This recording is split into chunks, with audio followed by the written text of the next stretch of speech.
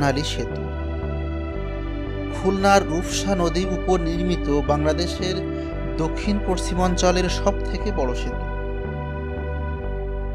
1.60 kilometre দৈর্ঘ্যের ও 16.48 metre প্রস্থের এই সেতুটি খুলনাকে মোংলা বন্দর ও দক্ষিণ অঞ্চলের সকল জেলার সাথে যুক্ত করেছে।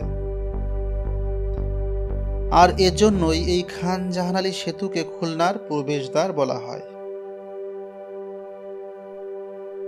সেতুটি রূপসা নদীর উপর নির্মাণ করা হয়েছে বলে এই সেতুটি রূপসা সেতু নামেও পরিচিত। রূপসা নদীর অসাধারণ প্রাকৃতিক সৌন্দর্য এই খান জাহানালী সেতুকে আরো আকর্ষণীয় করে তুলেছে। রূপসার সৌন্দর্যে মুগ্ধ হয়ে তাই তো কবি জীবনানন্দ দাশ তার আবার আসিব ফিরে কবিতায় লিখেছিলেন, রূপসার ঘোলা জলে হয়তো কিশোর এক সাদা ছেঁড়া পালে ডিঙ্গাবাই, রাঙা মেঘ সাতরায়ে অন্ধকারে আসিতেছে নীড়ে। দর্শক, রূপসা সেতু খুলনার একটি দর্শনীয় স্থান।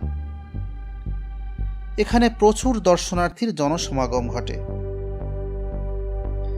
বিশেষ করে ছুটির দিনে উপচে পড়া ভিড় দেখা যায়।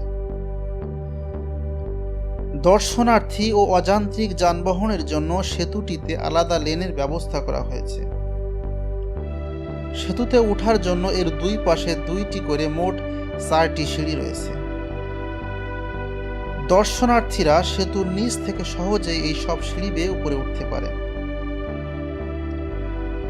জাপানি সহায়তায় নির্মিত এই রূপসা সেতুটির ভিত্তিপ্রস্তর আজকের প্রধানমন্ত্রী শেখ হাসিনা স্থাপন করলেও 2005 সালের 21শে মে তৎকালীন প্রধানমন্ত্রী বেগম খালেদা জিয়া এটি উদ্বোধন করেন।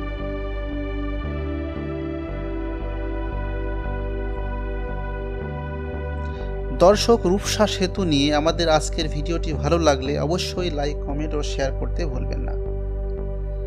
আর আমাদের তথ্যবহুল এমন নতুন নতুন ভিডিও পেতে আমাদের চ্যানেলটি সাবস্ক্রাইব করে পাশে থাকা বেল আইকনটি অন করে দিন।